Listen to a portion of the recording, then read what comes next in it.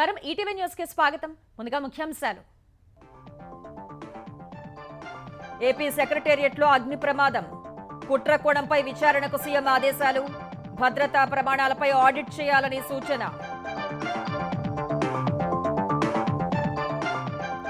ఏపీలోని ప్రతి నియోజకవర్గంలో మల్టీ స్పెషాలిటీ ఆసుపత్రి 100 పడకలతో ఏర్పాటు. చర్యలు చేపట్టాలని అధికారులకు సీఎం నిర్దేశం. మంగళగిరి నియోజకవర్గంలో 1000 కోట్ల ఆస్తులపై శాశ్వత హక్కులు. మరో 546 మందికి ఇళ్ల పట్టాలు అందజేసిన మంత్రి లోకేష్. కంచ గచ్చిబౌలి భూ వివాద పరిష్కారంపై మంత్రుల కమిటీ దృష్టి. రేపటి నుంచి సంప్రదింపులు. 400 ఎకరాల్లో ప్రవేశంపై పోలీస్ ఆంక్షలు. యాదాద్రి థర్మల్ పవర్ భూ నిర్వాసితులకు జెన్కోలో ఉద్యోగాలు. నియామక పత్రాలు అందజేసిన విద్యుత్ శాఖ మంత్రి భట్టి. నీట్ నుంచి మినహాయింపుపై తమిళనాడు ప్రభుత్వానికి ఎదురుదెబ్బ. ప్రత్యేక పరీక్షకు అవకాశం ఇవ్వాలన్న విజ్ఞప్తిని తోసిపుచ్చిన రాష్ట్రపతి. ఔషధాలు సెమీ కండక్టర్లపైన సుంకాలు విధిస్తామన్న ట్రంప్. స్టాక్ మార్కెట్లలో అమ్మకాల ఒత్తిడి. 931 పాయింట్లు తగ్గిన సెన్సెక్స్.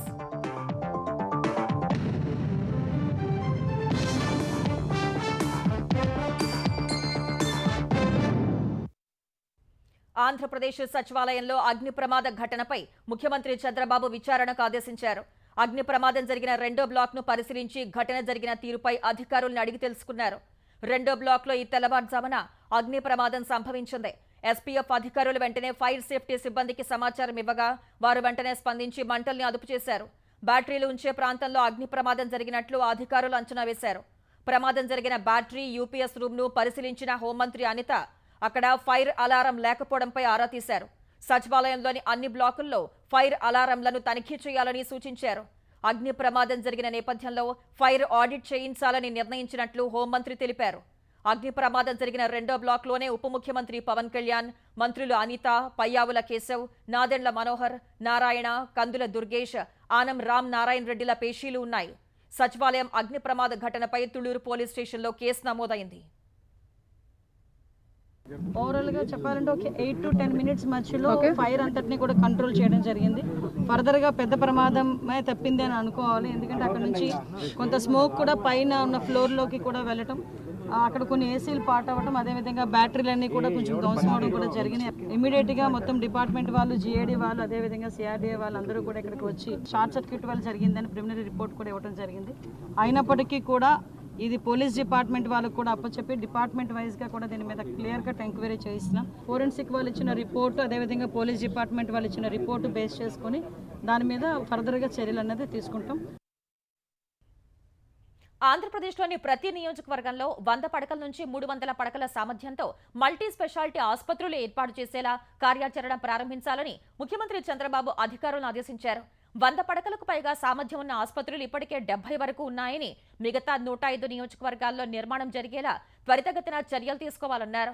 పీపీపీ పద్ధతిలో ఆసుపత్రులు నిర్వహించే ఆలోచన చేయాలన్న సీఎం ముందుకొచ్చే సంస్థలకు పరిశ్రమల తరహాలోనే సబ్సిడీలు ఇచ్చే విధానం రూపొందించాలని చెప్పారు. సచివాలయంలో ఆరోగ్య శాఖపై సమీక్షించిన సీఎం అమరావతిలో మెగా గ్లోబల్ మెడిసిటీ ప్రాజెక్టు ఏర్పాటుకు చర్యలు తీసుకోవాలన్నారు. ప్రపంచ దేశాలన్నీ వైద్యం కోసం అమరావతి వచ్చేలా అంతర్జాతీయ స్థాయిలో తీర్చిదిద్దాలని చెప్పారు. గేట్స్ ఫౌండేషన్ సహకారంతో అత్యుత్తమ వైద్య సేవలు అందించాలని అధికారులకు సూచించారు. పీహెచ్సీ, సిహెచ్సీ స్థాయిలో వైద్యులు అందుబాటులో లేని సమయంలో రోగులకు వర్చువల్ విధానంలో ప్రాథమిక సేవలు అందేలా చూడాలన్నారు. 32.5 కోట్లతో 25 డ్రగ్ డీ అడిక్షన్ సెంటర్లను బలోపేతం చేయడంతో పాటు కొత్తగా మరో 13 సెంటర్లను ఏర్పాటు చేయాలని ఆదేశించారు. మంగళగిరిని దేశంలోనే ఆదర్శ నియోజకవర్గంగా తీర్చిదిద్దుతానని అక్కడి ఎమ్మెల్యే, ఆంధ్రప్రదేశ్ విద్యాశాఖ మంత్రి నారా లోకేష్ చెప్పారు. రానున్న రోజుల్లో నియోజకవర్గంలో కరెంటు తీగలు కనిపించవన్న లోకేష్ భూగర్భ విద్యుత్, భూగర్భ డ్రైనేజ్, భూగర్భ గ్యాస్ వ్యవస్థను తీసుకువస్తామని వివరించారు. స్వచ్ఛ భారత్లోనూ మంగళగిరిని ఆదర్శ నియోజకవర్గంగా తీర్చిదిద్దుతానని చెప్పారు. ఇందుకు ప్రజల సహకారం అవసరమని చెప్పారు. మన ఇల్లు మన లోకేష్ కార్యక్రమంలో భాగంగా ఎర్రబాలెం గ్రామానికి చెందిన 248 మందికి, నీరుకొండ గ్రామానికి చెందిన 99 మందికి, రత్తాల చెరువుకు చెందిన 199 మందికి శాశ్వత ఇంటి పట్టాలు అందజేశారు. రెండవ రోజు మొత్తంగా 546 మంది లబ్ధిదారులకు సొంత ఖర్చులతో దుస్తులు పెట్టి మరీ ఉచితంగా శాశ్వత ఇంటి పట్టాలు అందించారు. మొత్తం 3000 కుటుంబాలకు 1000 కోట్ల విలువైన ఇంటి పట్టాలను ఉచితంగా అందిస్తున్నామని వివరించారు. ప్రతి విషయంలోనూ తన తండ్రి సీఎం చంద్రబాబుతో పోటీ పడేందుకు ప్రయత్నిస్తానని లోకేష్ చెప్పారు. మీ ఇంటికి వచ్చి అధికారులతో వచ్చి ప్రతి ఇంటికి కొలతలు కరెక్ట్గా తీసి పారదర్శకంగా ఒక్క రూపాయి తీసుకోకుండా ఈరోజు మీకు పట్టాలు అందజేస్తున్నాను తల్లి. ఈ 3000 కుటుంబాలకి సుమారుగా 1000 కోట్ల విలువైన పట్టాలు ఈరోజు ఎన్డీఏ ప్రభుత్వం ఉచితంగా మీ చేతుల్లో పెడతాం జరుగుతుంది తల్లి. ఇది తొలి అడుగు మాత్రమే. మీ అందరి ఆశీస్సులతో భారతదేశంలోనే అన్ని రంగాల నంబర్ 1 నియోజకవర్గం ఏంటంటే అది మంగళగిరి చేసే బాధ్యత నేను వ్యక్తిగతంగా తీసుకుంటాను. సరస్వతి పవర్ షేర్లలో తల్లికి గిఫ్ట్ డీడ్ గా ఇచ్చిన జగన్ మళ్లీ వాటిని తిరిగిచ్చేయాలని కేసు పెట్టి మోసం చేస్తున్నారని ఆయన సోదరి ఏపీపీసీసీ అధ్యక్షురాలు షర్మిల మండిపడ్డారు. తల్లి మీద కేసు వేసిన కుమారుడిగాను, మేనల్లుడు మేనకోడలు ఆస్తులు కాజేసిన మేనమామగాను జగన్ మిగిలిపోతారని విమర్శించారు. ఇలాంటి జగన్ కు ఏం విశ్వసనీయత ఉందో వైసీపీ నాయకులే ఆలోచించాలని ఆమె హితవు పలికారు. జగన్మోహన్ రెడ్డి గారు స్వయంగా ఎంఓయూలో సంతకం పెట్టారు. తన చెల్లెలికి అంటే నా బిడ్డలకి ఈ ఆస్తులు అన్నట్లుగా సంతకం పెట్టారు. ఇంతవరకు కూడా ఒక్క ఆస్తి కూడా నా చేతుల్లో పెట్టలేదు. సరస్వతి సిమెంట్కు సంబంధించి ఎంఓయూలో అది నా భాగానికి వచ్చింది కాబట్టి గిఫ్ట్ డీడ్ చేశాడు విజయమ్మ గారికి, నాకు కాదు. గిఫ్ట్ ఇచ్చేశాక షేర్స్ని తల్లి మీదనే కేసు వేసి ఇచ్చిన షేర్లని నాకు మళ్ళీ వెనక్కి కావాలి అని అడుగుతున్నారు. ఇది జగన్మోహన్ రెడ్డి గారు ఆయన తల్లికి చేస్తున్న మోసం. Jagan Reddy does not effect me anymore. నాకు ఆస్తులు ఇస్తాడా ఇవ్వడా అన్నది ఐ డోంట్ కేర్. కాకపోతే తల్లి మీద కేసు వేసిన వాడిగా మిగిలిపోతాడు. నా బిడ్డలకి, సొంత మేనల్లుడికి, సొంత మేనకోడలికి ద్రోహం చేసి వాళ్ళ ఆస్తులు ఆక్కున్న వాడిగా మిగిలిపోతాడు. తెలంగాణలో మెరుగైన విద్యా వ్యవస్థ రూపకల్పనకు సమగ్ర విధానపత్రం రూపొందించాలని సీఎం రేవంత్ రెడ్డి విద్యా కమిషన్ ఆదేశించారు. ఉత్తమ విద్యా వ్యవస్థ ఏర్పాటుకు ఎంత వ్యయమైనా వెనుకాడబోమని తెలిపారు. క్షేత్రస్థాయి పరిస్థితులకు అద్దం పట్టేలా విధానపత్రం ఉండాలన్న సీఎం అది ఆచరణ యోగ్యంగా ఉండాలని తెలిపారు. ప్రస్తుత విద్యా వ్యవస్థలో లోపాలు, తీసుకురావాల్సిన సంస్కరణలపై బంజారాహిల్స్లోని కమాండ్ కంట్రోల్ కార్యాలయంలో సీఎం సమీక్ష నిర్వహించారు. ఇందులో అధికారులు, విద్యా కమిషన్ సభ్యులు, విశ్రాంత ఐఏఎస్ జయప్రకాష్ నారాయణ పాల్గొన్నారు. ప్రాథమిక విద్యను బలోపేతం చేస్తే ఉన్నత చదువుల్లో విద్యార్థులు మరింత మెరుగ్గా రాణించగలరని రేవంత్ రెడ్డి అభిప్రాయపడ్డారు. అంగన్వాడీలు, ప్రాథమిక పాఠశాల స్థాయిలో తీసుకురావాల్సిన మార్పులపై వివిధ సంఘాలు, ప్రముఖులతో చర్చించి మెరుగైన విధానపత్రం రూపొందించాలని సీఎం సూచించారు. తెలంగాణ అగ్రగామిగా ఉండేందుకు దోహదపడేలా సూచనలు, సలహాలు ఉండాలని తెలిపారు. 1960 దశకం నుంచి ప్రస్తుతం వరకు విద్యా వ్యవస్థలో వచ్చిన సంస్కరణలను జయప్రకాష్ నారాయణ వివరించారు. విద్యా వ్యవస్థలో మార్పులకు పరీక్షల విధానం, పాఠశాలల్లో తనిఖీలు, జీవన నైపుణ్యాల పెంపునకు తీసుకోవాల్సిన చర్యల్ని ఆయన సూచించారు.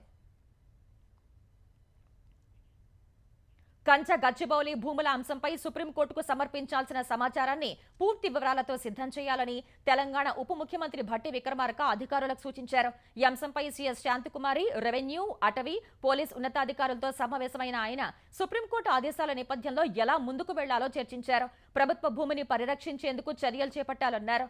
విద్యార్థులు, ప్రజా సంఘాలతో కఠినంగా వ్యవహరించవద్దన్న ఆయన తప్పుడు ప్రచారాన్ని తిప్పికొట్టాలని పోలీసులకు స్పష్టం చేసినట్లు సమాచారం. అటు మంత్రుల కమిటీ రేపటి నుంచి సంప్రదింపులు జరిపే అవకాశం ఉంది. వివాదానికి ముగింపు పలికేందుకు భట్టి విక్రమార్క, శ్రీధర్ బాబు, పొంగులేటి శ్రీనివాసరెడ్డి రేపటి నుంచి విద్యార్థులు, ప్రజా సంఘాలు, హెచ్సియు పాలక మండలి ప్రతినిధులతో చర్చలు జరపనున్నారు. అటు కంచ గచ్చిబౌలి ప్రాంతంలో సైబరాబాద్ పోలీసులు ఆంక్షలు విధించారు. కోర్టులో కేసుల పెండింగ్ దృష్ట్యా ఇతరుల సంచారంపై ఆంక్షలు విధించారు. ప్రశాంతతకు భంగం కలిగేలా ఎవరూ తిరగవద్దని హెచ్చరించారు. విధుల్లో ఉన్న అధికారుల్ని అడ్డుకుంటే కఠిన చర్యలు ఉంటాయని స్పష్టం చేశారు. దురుద్దేశాలతో వచ్చే వ్యక్తుల ప్రవేశంపైన నిషేధం విధించారు. పార్టీని వీడిన ఎమ్మెల్యేల నియోజకవర్గాల్లో ఉప ఎన్నికలకు సిద్ధం కావాలని బీఆర్ఎస్ అధినేత కేసీఆర్ పార్టీ నేతలకు సూచించారు. అందుకోసం వ్యూహం సిద్ధం చేయాలని సూచించారు. ముఖ్యమంత్రిపై సుప్రీంకోర్టు చేసిన వ్యాఖ్యలు తీవ్రమైనవన్న ఆయన సానుకూల తీర్పుపై ఆశాభావం వ్యక్తం చేశారు. హైదరాబాద్ ఉమ్మడి రంగారెడ్డి జిల్లా పార్టీ నేతలతో ఎర్రవల్లి నివాసంలో సమావేశమైన కేసీఆర్ పార్టీ రజతోత్సవ కార్యక్రమాలు, వరంగల్ సభపై దిశానిర్దేశం చేశారు. ఈ నెల 27న పండుగ వాతావరణంలో ఊరూరా జెండాలు ఎగరవేయాలని, తర్వాత సభకు బయలుదేరేలా చూడాలని చెప్పారు. హైదరాబాద్, రంగారెడ్డి పరిధిలోని 4 సహా మొత్తం 10 నియోజకవర్గాల్లో ఉప ఎన్నికలు లక్ష్యంగా దృష్టి సారించాలని పార్టీ కార్యనిర్వాహక అధ్యక్షుడు కేటీఆర్ ఆదేశించారు. పార్టీ నుంచి వెళ్లిపోయిన వారిని తిరిగి తీసుకునే ప్రసక్తే లేదని కేసీఆర్ నేతలకు స్పష్టం చేశారు. పార్లమెంటు ఉభయ సభలు నిరవధికంగా వాయిదా పడ్డాయి. జనవరి 31న ప్రారంభమైన బడ్జెట్ సమావేశాలు ముగిశాయి. ఈ ఉదయం లోక్సభ ప్రారంభం కాగానే కాంగ్రెస్ అగ్రనేత సోనియా గాంధీ క్షమాపణ చెప్పాలని అధికార పార్టీ సభ్యులు నినాదాలు చేశారు. ఆ పార్టీ పార్లమెంటరీ భేటీలో మాట్లాడిన సోనియా గాంధీ వక్ఫ్ చట్ట సవరణ రాజ్యాంగంపై దాడిగా పేర్కొన్నందుకు క్షమాపణ చెప్పాలని డిమాండ్ చేశారు. మరోవైపు అమెరికా సుంకాలపై చర్చకు ప్రతిపక్షాలు పట్టుపట్టాయి. ఈ గందరగోళం మధ్య మధ్యాహ్నం 12 వరకు సభ వాయిదా పడింది. తిరిగి సమావేశం కాగానే స్పీకర్ ఓం బిర్లా సభను నిరవధిక వాయిదా వేశారు. ఈ సమావేశాల్లో లోక్సభ 16 బిల్లుల్ని ఆమోదించింది. ఆర్థిక బిల్ సహా వివిధ మంత్రిత్వ శాఖలకు సంబంధించిన గ్రాంట్లు, డిమాండ్లకు సభ ఆమోదం తెలిపింది. అటు రాజ్యసభ కూడా నిరవధికంగా వాయిదా పడింది.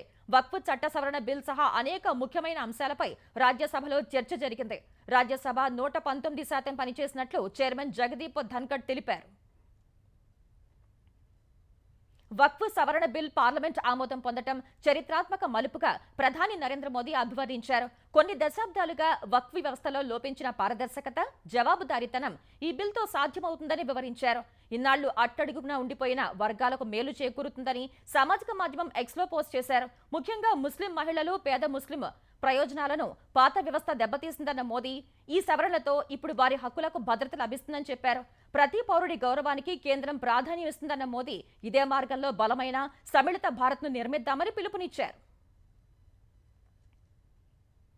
వక్ఫ్ చట్ట సవరణ బిల్ అంశం సుప్రీంకోర్టుకు చేరింది. పార్లమెంటు ఉభయ సభలు ఆమోదించిన వక్ఫ్ చట్ట సవరణ బిల్ను కాంగ్రెస్ ఎంపీ మహమ్మద్ జావేద్ అత్యున్నత న్యాయస్థానంలో సవాల్ చేశారు. ఈ నెల 3న లోక్సభ, 4న రాజ్యసభ ఈ బిల్లుకు ఆమోద ముద్ర వేశాయి. రాష్ట్రపతి ద్రౌపది ముర్ము సంతకం చేస్తే వక్ఫ్ చట్ట సవరణ బిల్లు చట్టం కానుంది. ఈ బిల్లును అధికార పార్టీ గట్టిగా సమర్థించడం సహా వక్ఫ్ బోర్డు పనితీరును మెరుగుపరచడమే లక్ష్యమని తెలిపింది. వక్ఫ్ బోర్డులో ముస్లిమేతరుల ప్రయోగం ఉండదని స్పష్టం చేసింది. అయితే ప్రతిపక్షం మాత్రం ఈ బిల్ రాజ్యాంగ వ్యతిరేకమని ఆరోపించింది. ఈ చట్ట సవరణతో ముస్లిం ప్రయోజనాలు దెబ్బతింటాయని పేర్కొంది. దేశంలోని వైద్య విద్య కోర్సులో ప్రవేశానికి నిర్వహించే జాతీయ అర్హత పరీక్ష నీట్ పరీక్ష నుంచి మినహాయింపు ఇవ్వాలని కోరుతున్న తమిళనాడు ప్రభుత్వానికి గట్టి ఎదురుదెబ్బ తగిలింది. తమిళనాడుకు నీట్ నుంచి మినహాయింపు సహా 12వ తరగతి మార్కుల్ని జోడించేందుకు అనుమతి ఇవ్వాలని ఆ రాష్ట్ర అసెంబ్లీ ఆమోదించిన బిల్లును రాష్ట్రపతి ద్రౌపది ముర్ము తిరస్కరించారు. ఈ అంశంపై తమిళనాడు ముఖ్యమంత్రి ఎంకే స్టాలిన్ ఆ రాష్ట్ర శాసనసభకు సమాచారం ఇచ్చారు. అవసరమైన వివరణలు ఇచ్చినప్పటికీ నీట్ నుంచి మినహాయింపు ఇవ్వడానికి కేంద్రం తిరస్కరించిందని స్టాలిన్ చెప్పారు. నీట్కు వ్యతిరేకంగా తమ పోరాటం ఇంకా ముగియలేదన్న స్టాలిన్ అవసరమైన చట్టబద్ధమైన మార్గాలను అన్వేషిస్తామన్నారు. నీటిపై తమిళనాడు సహా బంగాల్, బీహార్ వంటి రాష్ట్రాల్లో వ్యతిరేకత ఉంది.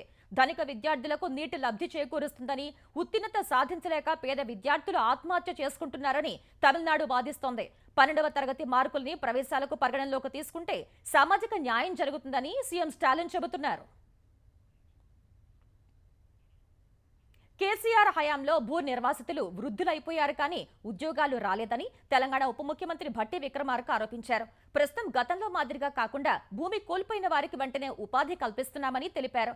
యాదాద్రి థర్మల్ పవర్ స్టేషన్ పరిధిలోని 112 మంది భూ నిర్వాసితులకు వారి అర్హత ఆధారంగా టీఎస్ జెన్కోలో ఉద్యోగాలు కల్పించింది. హైదరాబాద్ మాదాపూర్ సైబర్ గార్డెన్స్ లో సంబంధిత నియామక పత్రాలను భట్టి అందజేశారు. హైదరాబాద్ ను విస్తరిస్తే మరిన్ని పెట్టుబడులు రావడమే కాకుండా ఉపాధి పెరుగుతుందని చెప్పారు. ప్రైవేటు రంగంలోనూ యువతకు ఉద్యోగాలు వచ్చేలా కృషి చేస్తున్నామన్నారు. ప్రభుత్వ ఉద్యోగాలు పొందలేని వారికి ఉపాధి కల్పించేలా రాజీవ్ యువ వికాసం కార్యక్రమం చేపట్టామని భట్టి వివరించారు. ప్రత్యేక తెలంగాణ రాష్ట్రం వస్తే ఉపాధి దొరుకుతుందని పోరాటం చేసిన నిరుద్యోగ యువతి యువకులందరికీ కూడా ఈ ప్రభుత్వం అండగా ఉంటుందని స్పష్టంగా మీకు చెప్తా ఉన్నాం. ప్రవేశ పరీక్షల ద్వారా, పబ్లిక్ సర్వీస్ కమిషన్ ద్వారా ఉద్యోగ అవకాశాలు కల్పిస్తూనే ఆ ఉద్యోగ అవకాశాలు పొందలేనటువంటి నిరుద్యోగ యువతి యువకులకు కూడా రాజీవ్ యువ వికాసం అని దాదాపు 9,000 కోట్ల రూపాయలతో ఈ రాష్ట్రంలో సెల్ఫ్ ఎంప్లాయ్మెంట్ పథకం ద్వారా ఈ తెలంగాణ రాష్ట్రంలో ఇందిరమ్మ ప్రభుత్వం నిరుద్యోగ యువతి యువకుల కోసం 9,000 కోట్ల రూపాయలు వెచ్చిస్తా ఉంది. హైదరాబాద్ స్థానిక సంస్థల ఎమ్మెల్సీ ఎన్నికలకు నామినేషన్ల గడువు ముగిసింది. ఈ ఎన్నికకు బీజేపీ, ఎంఐఎం సహా ఇద్దరు స్వతంత్ర అభ్యర్థులు నామినేషన్లు దాఖలు చేశారు. బీజేపీ అభ్యర్థి గౌతమ్ రావు, ఎంఐఎం తరపున మీర్జా రియాజ్ ఉల్ హసన్ రిటర్నింగ్ అధికారికి నామపత్రాలు సమర్పించారు. ఈ ఎన్నికకు కాంగ్రెస్, బీఆర్ఎస్ దూరంగా ఉన్నాయి. మజ్లిస్ కు కాంగ్రెస్ మద్దతు ఇస్తున్నందున ఎమ్మెల్సీ ఎన్నిక ఏకగ్రీవం అవుతుందని భావించారు. కానీ బీజేపీ పోటీలోకి రావడంతో ఎన్నిక అనివార్యమైంది. ఈ నెల 23న హైదరాబాద్ ఎమ్మెల్సీ ఎన్నికలకు పోలింగ్ జరగనుండగా 25న ఓట్ల లెక్కింపు చేపట్టి ఫలితాలు వెల్లడించనున్నారు. ఎమ్మెల్సీ ఎన్నికల్లో గెలుపుపై బీజేపీ, మజ్లిస్ అభ్యర్థులు ఎవరికి వారే ధీమా వ్యక్తం చేస్తున్నారు. నర్సరావుపేటలో బర్డ్ ఫ్లూ వైరస్ లక్షణాలతో బాలిక మృతి ఘటనపై అధ్యయనం కోసం ఆంధ్రప్రదేశ్ వచ్చిన ఐసీఎంఆర్ ప్రతినిధుల బృందంతో సీఎం చంద్రబాబు సచివాలయంలో సమీక్ష నిర్వహించారు. నర్సరావుపేటలో పర్యటన అనంతరం తనను కలిసిన ఐసీఎంఆర్ బృందంతో బాలిక మృతికి గల కారణాలను చర్చించారు. బాలిక నుంచి సేకరించిన నమూనాల్లో H5N1 లక్షణాలు బయటపడినప్పటికీ ఇతర అనారోగ్య కారకాలు కూడా మృతికి దారితీశాయని బృందం సభ్యులు చెప్పారు. ఉడికించని మాంసం తినటం, చిన్నారి కావటం వల్ల వ్యాధి నిరోధక శక్తి లేకపోవడం, అపరిశుభ్ర వాతావరణం కూడా మృతికి కారణాలుగా తమ అధ్యయనంలో తేలిందన్నారు. ప్రస్తుతం ఆ పరిసర ప్రాంతాల్లో ఎలాంటి బర్డ్ ఫ్లూ లక్షణాలు లేవని 8 బృందాలతో సర్వే చేపట్టామని అధికారులు ముఖ్యమంత్రికి వివరించారు. చిన్నారి కుటుంబ సభ్యులతో పాటు బంధువులు, స్థానికుల నమూనాలు పరీక్షించామని ఎవరికీ బర్డ్ ఫ్లూ లక్షణాలు లేవని చెప్పారు. దీనిపై ఆందోళన చెందాల్సిన పరిస్థితి లేదని చెప్పారు. భవిష్యత్తులో ఇలాంటి కేసులు నమోదు కాకుండా చర్యలు తీసుకోవాలని వైద్యారోగ్య శాఖ అధికారులకు చంద్రబాబు సూచించారు.